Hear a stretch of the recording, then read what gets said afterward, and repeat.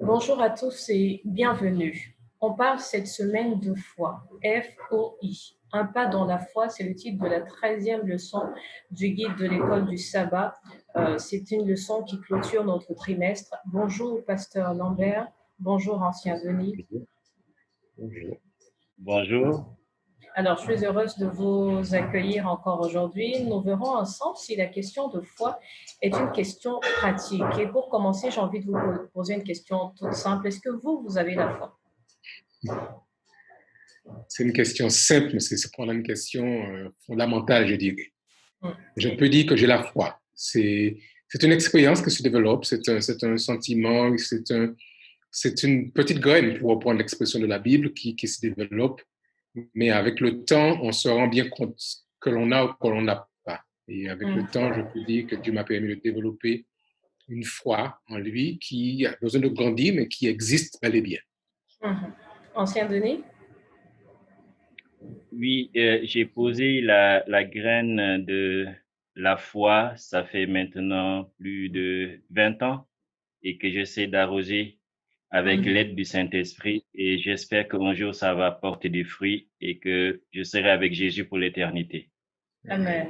Amen. Maintenant, on ne peut pas rester dans l'abstrait. Pour être pratique, comment est-ce que vous savez que vous avez la foi?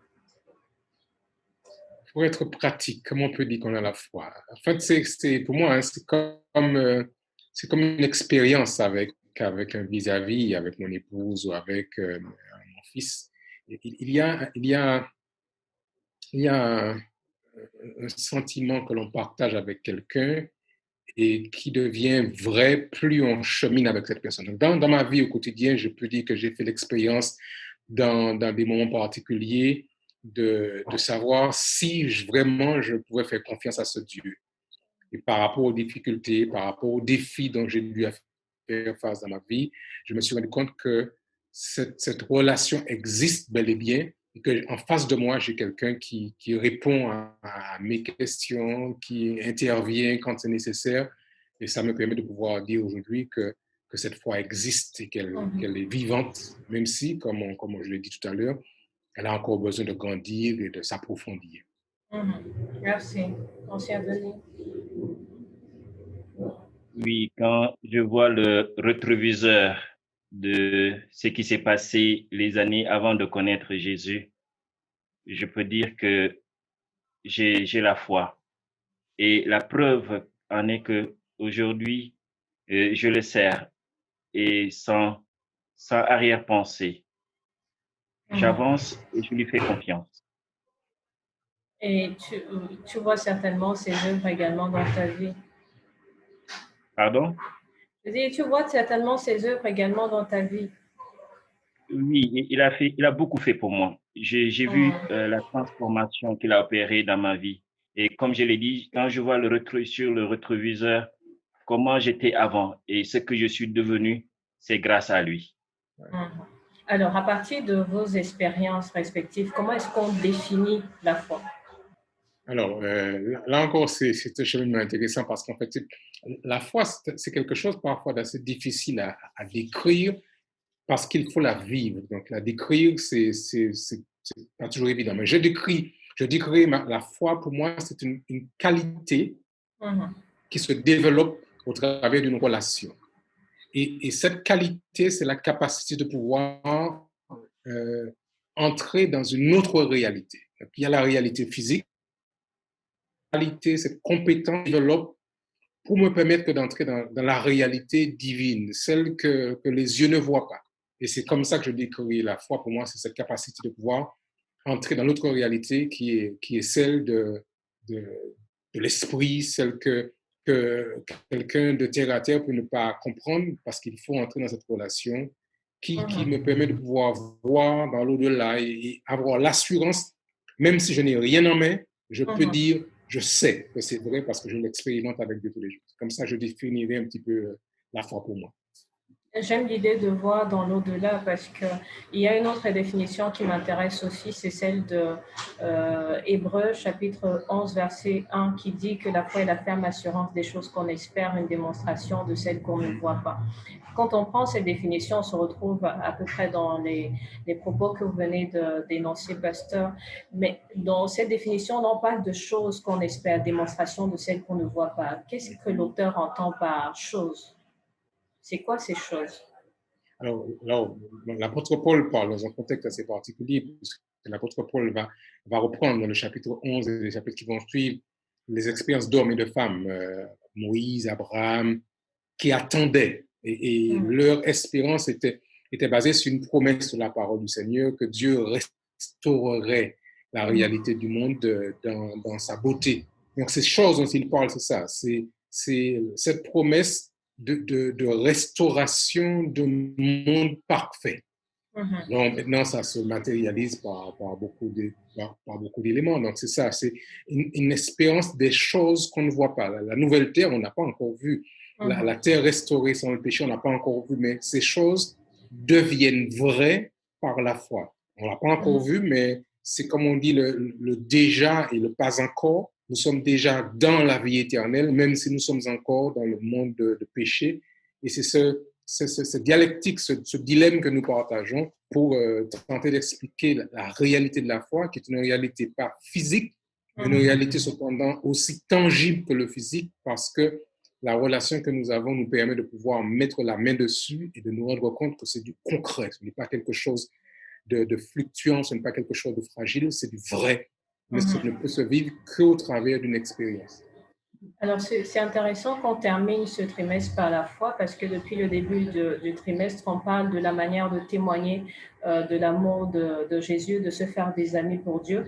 Mais parfois, on a le sentiment que c'est trop abstrait. C'est-à-dire que comme on ne voit pas Jésus, on ne sait pas comment est-ce qu'on peut recevoir cet amour ni le lui donner. Donc, comment est-ce qu'on fait pour saisir l'amour de Jésus par la foi, ancien de nous?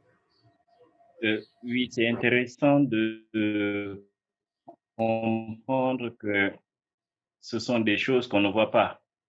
Donc, nous manifestons notre foi envers celui qui tient toujours ses promesses. Et je peux prendre l'exemple d'Abraham. Abraham avait vraiment la foi, mais il s'est engagé sur le chemin de l'obéissance. Voilà. Donc, l'unique chose que nous pourrons faire, c'est obéir à Jésus. C'est à ce moment-là que nous pouvons saisir cet amour basé sur une foi, parce que je me base aussi sur le verset de la Bible de Romains chapitre 10, le verset 17 dit que la foi vient de ce qu'on entend et ce qu'on entend vient de la parole de Christ. Pasteur, en complément de ce que l'ancien Denis disait tout à l'heure, comment est-ce qu'on fait quand on n'est pas, enfin, quand on ne connaît pas Jésus, on entend parler de lui pour la première fois et on te dit, il y a un sauveur, il y a quelqu'un que tu veux, qui veut que tu deviennes son ami, qui peut t'accompagner, qui peut te guider, qui peut te donner la vie. Comment est-ce qu'on peut encourager quelqu'un à pouvoir saisir cette promesse-là par la foi et croire que c'est véritablement une réalité, ce n'est pas quelque chose d'abstrait dont on parlait au début? Pour moi, l'une des manières les plus simples d'encourager quelqu'un, c'est de l'inviter à faire une démarche avec le Christ. Alors, ça se fait par l'étude, par la lecture du texte, c'est-à-dire qu'il y a cette découverte de la personne du Christ, des informations qui tournent autour de lui. Donc, l'individu doit faire un pas vers Jésus. Et ce pas, on va dire, c'est le saut de la foi, c'est le pas, c'est l'expérience que l'on ose faire avec lui. Et au fur et à mesure que l'on chemine, petit à petit, il y a une révélation qui se fait. Dieu se révèle, puisque en fait, sans connaître le Christ, on ne peut pas avoir la foi.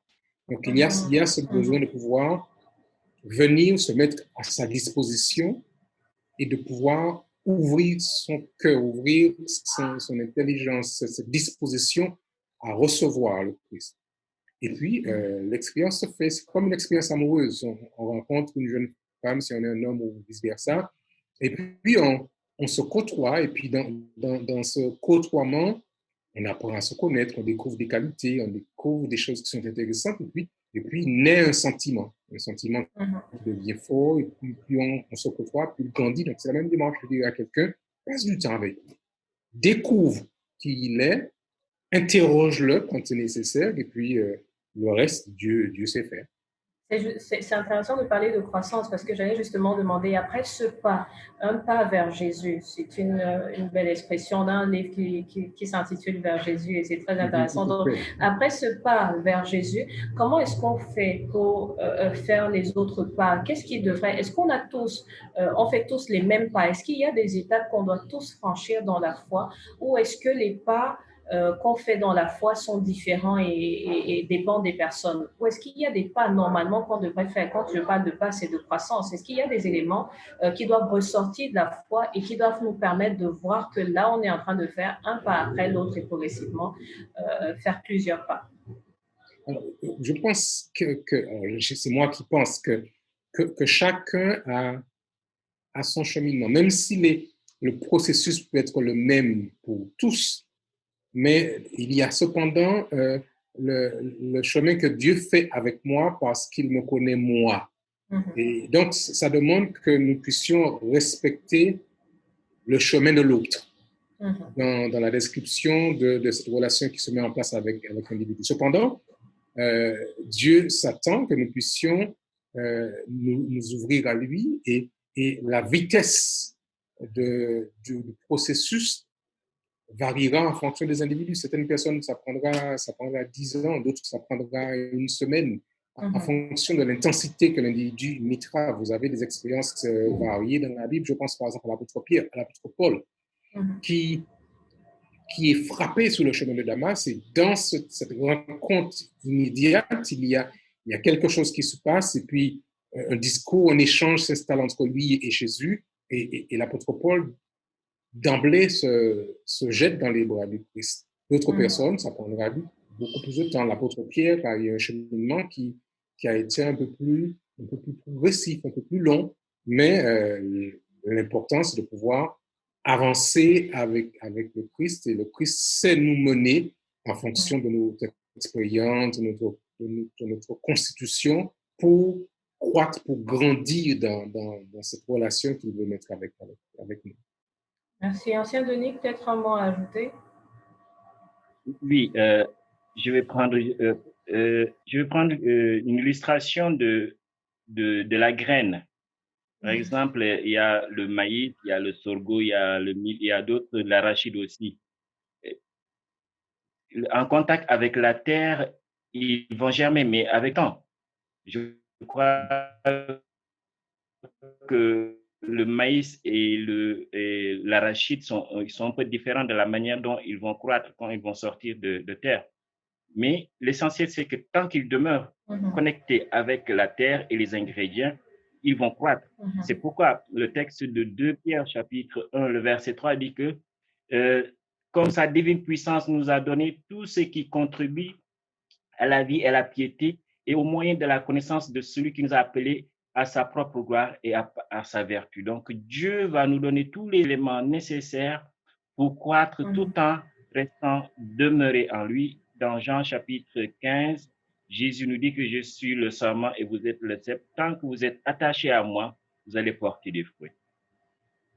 Merci pour cette réponse qui nous édifie. Alors, quand on parle de foi et qu'on parle de ferme assurance des choses qu'on espère, une démonstration de celles qu'on ne voit pas, est-ce qu'on peut vivre dans la foi tout en s'appuyant sur la réalité? Ou est-ce que avoir la foi nous demande de nous abandonner complètement, c'est-à-dire que d'oublier ce qu'on est, d'oublier même ce qu'on a reçu en tant qu'individu humain, et maintenant d'acquérir tout ce qu'on doit acquérir plutôt de Dieu? Est-ce qu'on peut vivre la foi en étant dans la réalité, c'est-à-dire qu'en tenant compte et en s'appuyant sur la réalité, ou bien la foi nécessite qu'on s'en détache?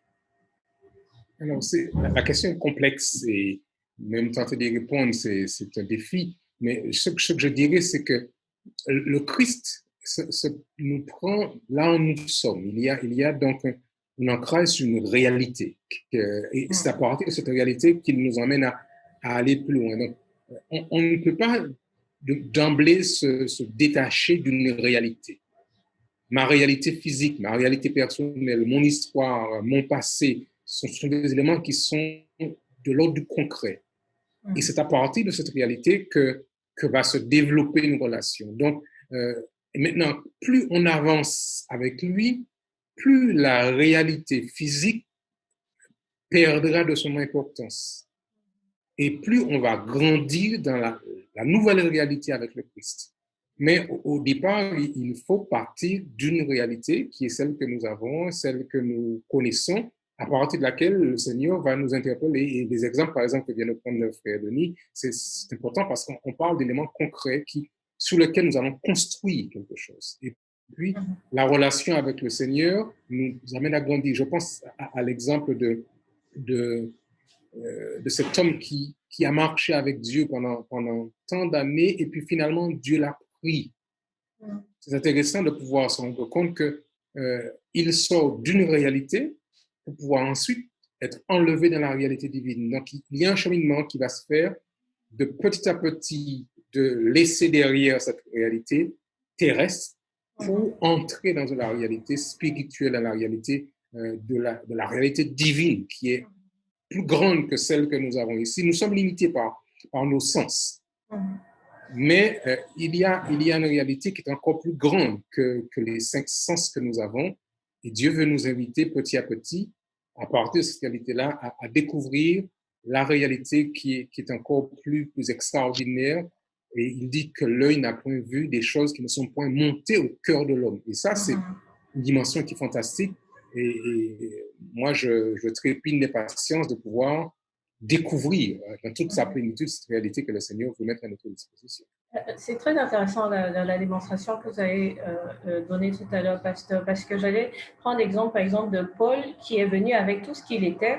Il n'a pas oublié son passé, il n'a pas oublié sa double nationalité, on va dire ça comme ça. Il n'a pas oublié tout son background, mais on voit bien que cette réalité-là, tout ce qu'il avait acquis dans cette réalité-là a servi au ministère que Dieu lui a confié. Il y a des moments où Paul a dû rappeler, la plupart du temps, même quand il s'adressait aux non-juifs, il a fallu qu'il rappelle d'où il venait, il a fallu qu'il rappelle son passé. Aux juifs, il a fallu qu'il rappelle que lui-même, il était pharisien, il a fait des études, et il s'est joué un peu parfois du fait de parler le grec et la langue des juifs en même temps. Donc, ce sont des réalités qui l'ont aidé à entrer dans un autre domaine assez particulier qui va au-delà de la réalité, parce que Dieu est bien évidemment au-delà de la réalité. Maintenant, quand on prend cet exemple de Paul, justement, dans le livre des Actes, et qu'on voit la manière dont il s'est laissé guider par le Christ, même dans l'envie d'annoncer l'évangile. À des moments, le Seigneur lui dit, va ici, ne va pas là-bas, fais ceci, fais cela. Et comment est-ce qu'il s'est déployé? Ça l'a rendu...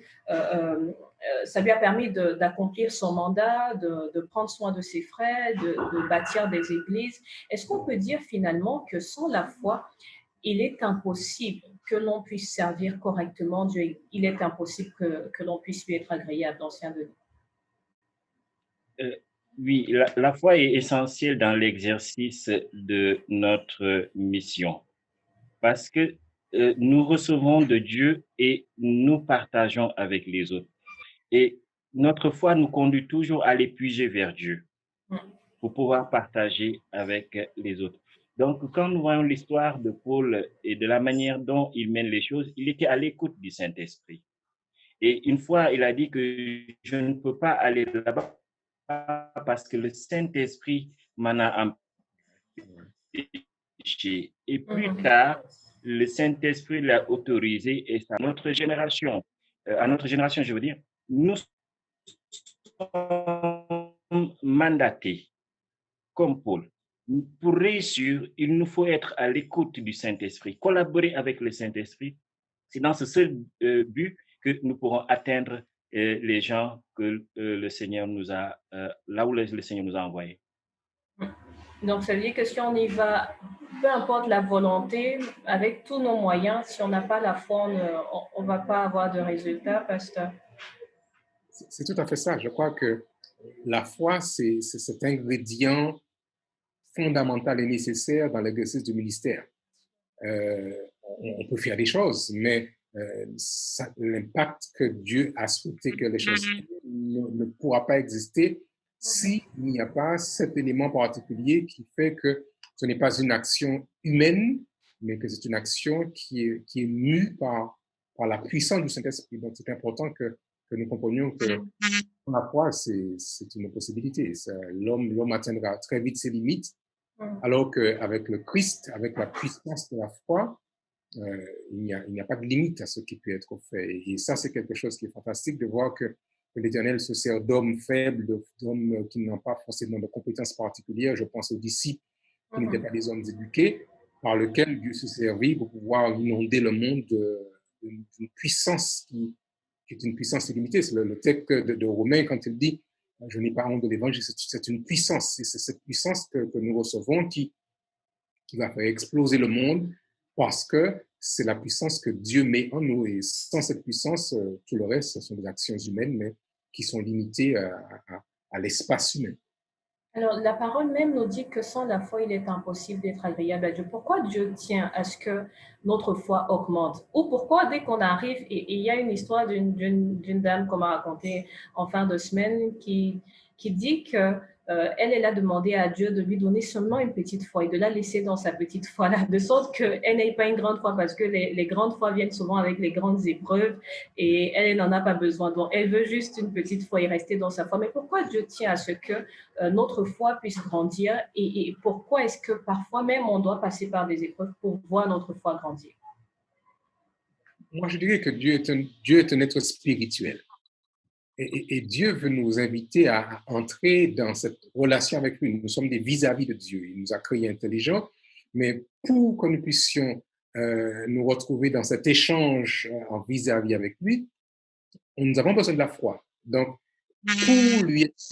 pour échanger avec lui, il faut utiliser cet outil qu'il met à notre disposition pour que la relation se fasse dans la profondeur que Dieu crée. Par conséquent, il faut que cette foi augmente pour que l'intensité de la relation avec le Christ soit de plus en plus profonde. Dieu a tellement de choses à partager avec nous, mais nous sommes limités de par nos compétences et capacités personnelles. Et plus notre foi augmente, plus l'intensité de la relation va devenir profonde, intense. Sinon, on reste à un niveau superficiel, on n'a que le b.a.-ba des choses, alors que le Christ a des choses qui sont encore tellement grandes à partager avec nous. Il faut, pour que nous puissions y arriver, que le degré de notre foi soit en augmentation pour que l'intensité de la relation puisse aller en accroissement. Donc, on parle de foi, mais une question peut-être toute simple. Est-ce qu'on peut avoir la foi sans aimer? Alors, je parlais tout à l'heure de la foi comme étant une relation. Une relation ne peut pas se bâtir sans ce sentiment, cette émotion, cet ingrédient de base que représente l'amour. Et dans la démarche avec le Christ, la foi est fondamentale. Et c'est ce que disait tout à l'heure, il me semble, Ancien Denis. Or, sans la foi, il est impossible d'être agréable. Mais ensuite, il va dire, tu aimeras ton prochain comme toi-même. Par conséquent, l'amour me paraît être l'élément qui est clé pour créer le terreau de la relation avec Dieu. Et cet amour que nous aurons avec Dieu va aussi se manifester dans nos rapports avec nos semblables, nos frères, nos sœurs et ceux qui nous autour de nous. Donc, je crois qu'il est impossible, pour pouvoir dire en un mot, il est impossible d'avoir la foi sans aimer. Or, cet amour, c'est Christ qui nous le donne. Et il dit dans Jean, s'il vous manque de l'amour, demandez, je vous donnerai. S'il vous manque de la sagesse, je vous donnerai. Donc, Dieu nous donne cet amour qui va créer le contexte d'une relation et qui va faciliter le développement d'une foi avec toutes les conséquences et tout le produit que ça va produire. On a vu dans Galates chapitre 5 le fruit de l'esprit, c'est l'amour, c'est la santé, c'est la bénignité. Donc, tout ceci va se manifester en réponse à l'amour que le Christ aura donné au notre cœur et en particulier la foi. Merci, pasteur. Une leçon finalement très intéressante cette semaine. Malheureusement, on a quelques petits problèmes de connexion, mais on espère qu'on aura l'occasion de faire une émission de récap de tout le trimestre parce qu'on a vraiment appris des choses intéressantes dans dans cette thématique de se faire des amis pour Dieu. Mais pour aujourd'hui, on va retenir que, or, trois choses demeurent, la foi, l'espérance et l'amour, mais la plus grande d'entre elles, c'est l'amour. Donc, si on aime et si on marche avec le Seigneur par la foi, on est sûr qu'on accomplira les desseins de Dieu. Merci au pasteur Lambert, merci à l'ancien Denis qu'on a perdu à cause des problèmes de connexion et on espère vous retrouver pour une émission avec peut-être plus d'invités pour ce récap du trimestre de l'école du sabbat. Donc, au revoir, merci de nous avoir écoutés et à la semaine prochaine.